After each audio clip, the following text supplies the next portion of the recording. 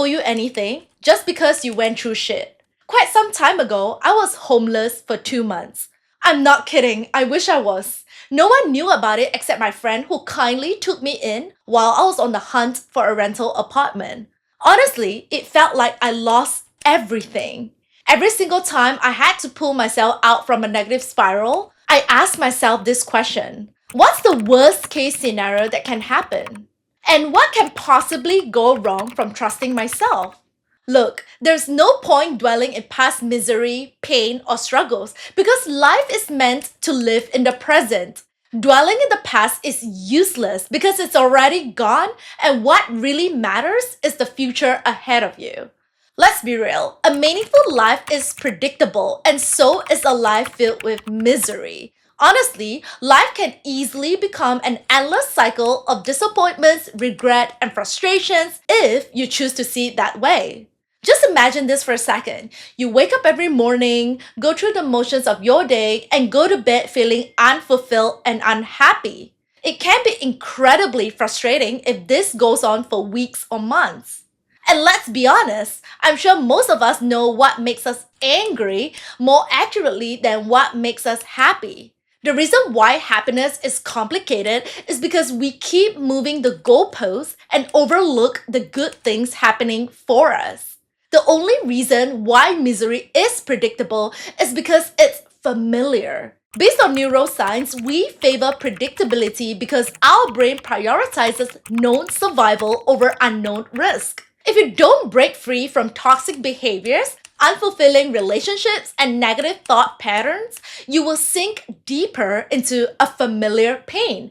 And over time, it becomes your comfort zone.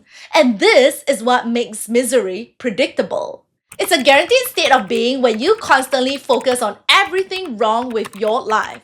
By maintaining a pessimistic outlook on life and magnifying your problems, you are making them seem bigger than they actually are. Ultimately, it leads to feelings of despair and hopelessness, making it difficult for you to find joy and happiness in your daily lives. This is what happens when you don't choose yourself. You will allow your circumstances in life to define who you are. Don't get me wrong, I'm not asking you to forget everything that has happened or pretend that life is perfect, because let's be real, it's not. At the end of the day, whenever you feel like you hit rock bottom, the only way is up. As someone who tends to keep everything to herself, I need a lot of personal space and time alone to self-introspect. If there's one thing you should know about me, let it be this. I absolutely hate playing the victim because it just means that I'm pushing the blame onto someone or something else. Even if my life is broken in pieces, I know I'm the only one who can solve the missing piece because no one knows me better than myself. Even though I was functioning in survival mode, I was mentally prepared to start my life all over again. After a certain age, you'll realize that life is about doing what you want, not what others want for you. Don't be afraid to take up space and ask for what you want because most of the time, you don't get what you deserve. You get what you ask for. So you have to be a strong advocate for yourself. For instance, asking for a raise or promotion at work to match your level of expertise in the company is a non-negotiable if you really value your time and effort. Honestly, you'll be surprised that everything starts chasing you once you choose yourself and heal your heart. I wish I knew this sooner, but abundance, happiness, peace, and joy is on the other side of healing. Let's be real, I'm sure everyone has been through a series of disappointments in life, but the difference lies in how you process the disappointments and move forward. Is there anything you can learn from it? What's the biggest takeaway? How committed are you in protecting your peace and joy? Once you start to align people and situations based on the value they add into your life, you will notice how much precious time and energy you have wasted on the wrong things that were not worth your attention. Till this day, I'm still learning how to reject others without feeling guilty. I don't over-explain myself anymore, but I often find myself replaying conversations that had already happened, thinking if I could have done better to respond. As a recovering people pleaser, this has been the most challenging aspect for me because of my desire to be liked by others. Growing up, I've always thought that being well liked or accepted by others means that I must be a good person. Over the years, I've always lived my life feeling that there was something wrong with me because I was never well liked or accepted in my family. I couldn't blend in with anyone, I couldn't fit the social standard, and I couldn't understand why I was so different from everyone. In fact, I never really knew who I was until this year. So if you really want to choose yourself, you have to learn to put yourself first. Well, it took me a long time to understand what it truly means. You can tell how much someone loves themselves by their ability to hold difficult conversations and make hard decisions at the expense of being disliked by others.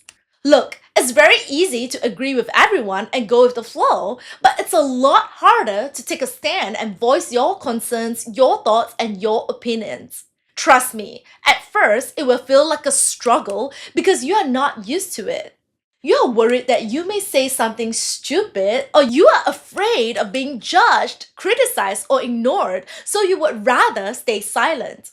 Here's the thing no one tells you about. This is the first sign of self-betrayal. It's subtle but deadly. You are convincing yourself that you are not as important. Your needs, your wants, and your preferences don't matter.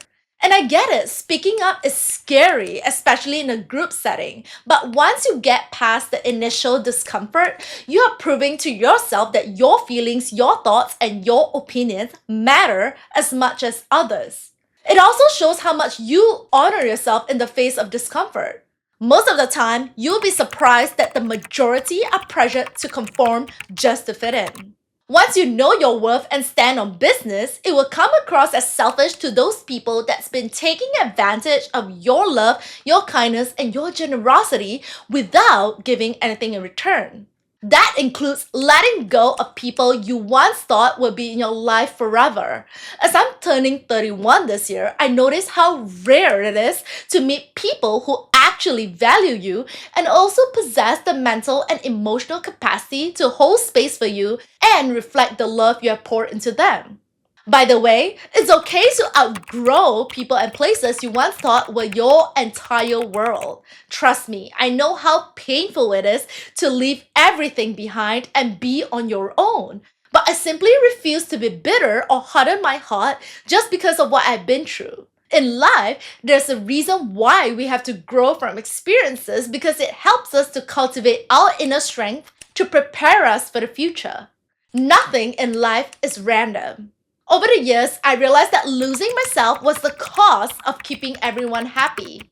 Trust me, I used to spend my life trying to keep the peace, trying to be easy to love, trying not to be a burden. I said yes when I wanted to say no. I stayed quiet when I wanted to speak up. But I kept everyone happy even when it was destroying parts of me.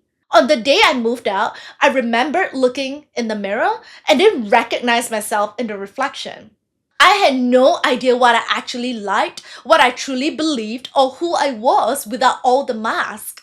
That's what people pleasing really is. It's self-abandonment dressed up as kindness.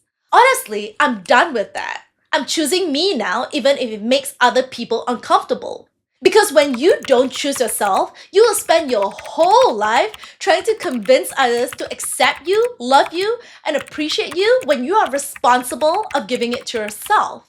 Here's an advice most people don't want to hear. You should never build your entire identity from being chosen. You should never wish for anyone to love you more than you love yourself.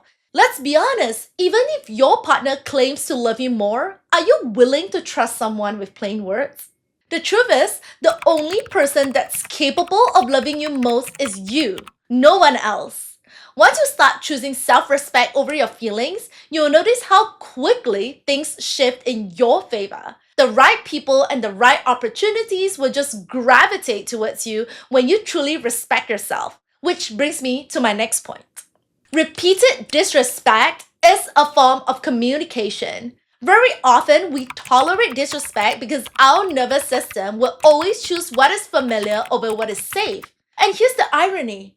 All the unhealed parts of us will bend logic to protect a connection, especially when we have been conditioned to ignore our own needs.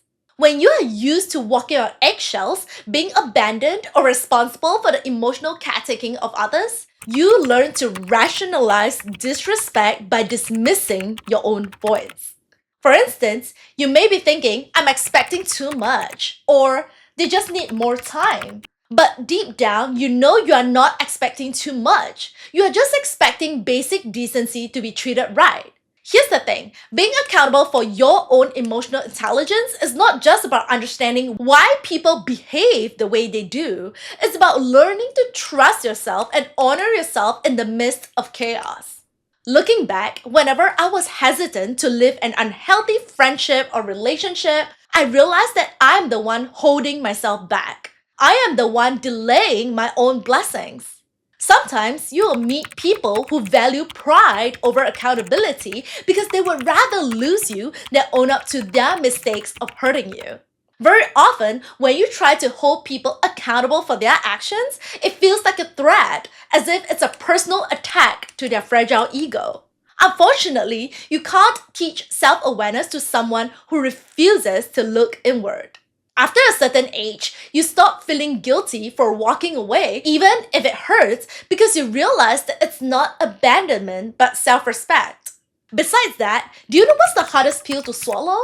It's the fact that no one is keeping you stuck. Not your job, your parents, or your circumstances is responsible for that. It's just you choosing comfort over doing what is required. Here's the secret to choosing yourself. Normalize making hard decisions and having tough conversations even if it scares you. Don't wake up a decade from now and wonder where your life went. Choosing yourself means betting on yourself when it matters most. Let's be honest, at the end of the day, we are responsible for setting ourselves up for failure. No more blaming others for our bad decisions. I'm sick of people who constantly, keyword constantly, blame their parents or caregivers for the way they act or behave. Yes, I believe everyone has gone through certain traumatic experiences that shape the way we think and do things, but that's not the point. The point is, you're aware of this for years now, and yet your behaviors remain the same. Blaming everyone else but yourself. Look, I'm not downplaying the extent of your trauma, but the only way to heal and be better is to get out of that victim mentality. That's the first step. Don't expect a breakthrough if you skip the first step. And let's be real, if confronting our ego is so easy, everyone would have done it by now. Eventually, the price of not choosing yourself is a life that can never be yours because you will always be a stranger to yourself. Thank you for watching and click to subscribe if you enjoy my content. Bye!